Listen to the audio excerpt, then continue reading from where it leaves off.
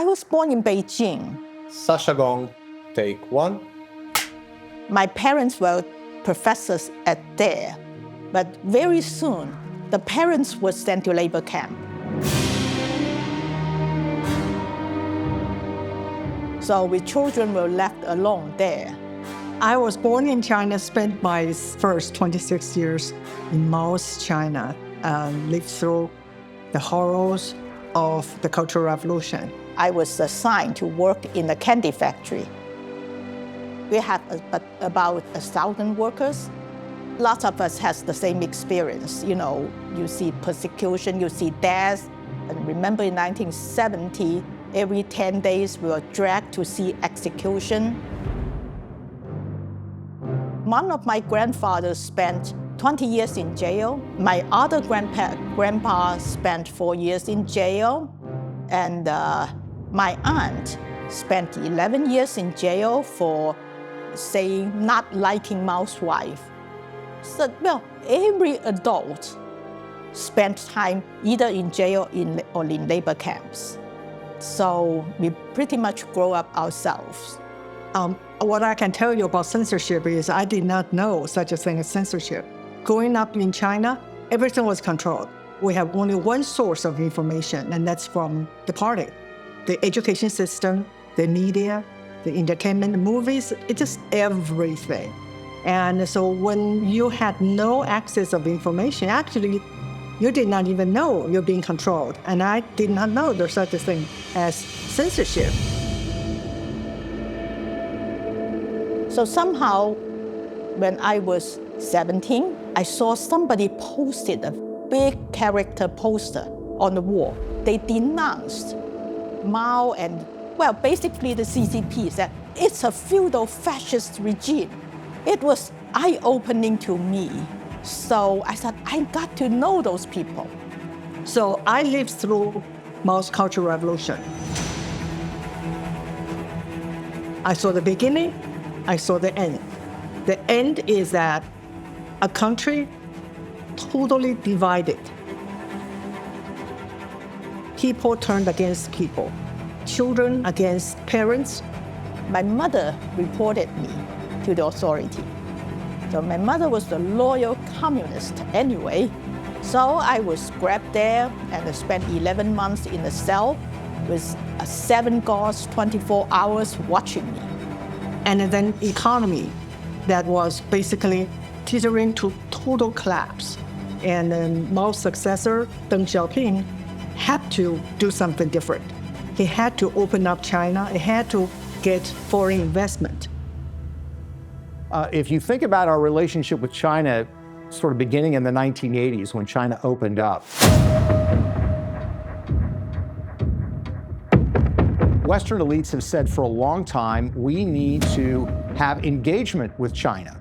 If we put enough money into that country, into that system, if we put enough money, they'll become like us. China was led, Communist China, the CCP, the Chinese Communist Party, was led into the World Trade Organization under the pretext that they would be a fair player. The whole concept of the World Trade Organization is we have a set of rules, and then we can adjudicate trade disputes based on these rules.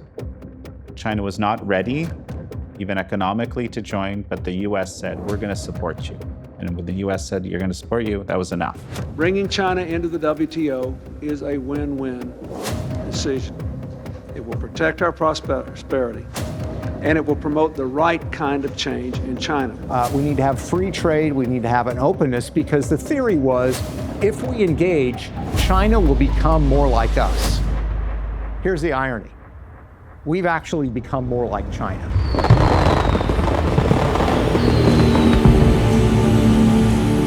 I remember in the late 2000s, at some point, I remember in the New York Times, Tom Friedman wrote this op-ed, you know, we should learn from Chinese governance practices. Money in politics is so out of control. Really, our Congress is a form for legalized bribery. You know, that's really what it's come down to. So I'm worried about this. It's why I have fantasized, don't get me wrong, but what if we could just beat China for a day? And I don't want to pick on Tom Friedman. A lot of people shared this view. The level of admiration I actually have for China, because their basic dictatorship is allowing them to actually turn their economy around on a dime and say, we need to go green as fast as we need to start, investing in solar. The Communist Party wants to stay in power in China, and they listen to the public. When the public says, I can't breathe the air, Xi Jinping is not a dictator. He has to satisfy his constituents, or he's not going to survive. He's not a dictator? No, he has a constituency I respect China's achievements, which are tremendous over the last over 40 years. I think it's a role model for many countries.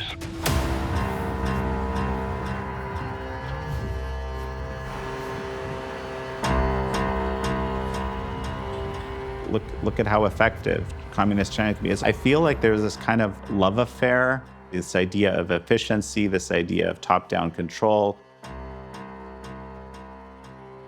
When you look at censorship in the United States, you think that, well, this is just something that's homegrown, right? This is something that Americans are doing to Americans. The reality is that a lot of this has been learned behavior from China. China has, their internet is behind what they call the Great Firewall. Have you heard about it? A lot of people haven't heard about it. And China is known for its Great Wall, but they CCP built a Great Firewall, control everything. Because in the beginning, the people think, okay, now there is a big hope for democracy in China because internet, you can't control internet. Yes, they could.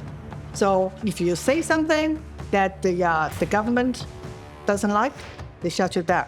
Not only shut you down, they may arrest you. So it's even worked in a way better than before, because before they have to physically find you, and then put you in prison. Now they can just mark your phone, and you can access to your bank account. You can't buy plane ticket. I call it digital totalitarianism.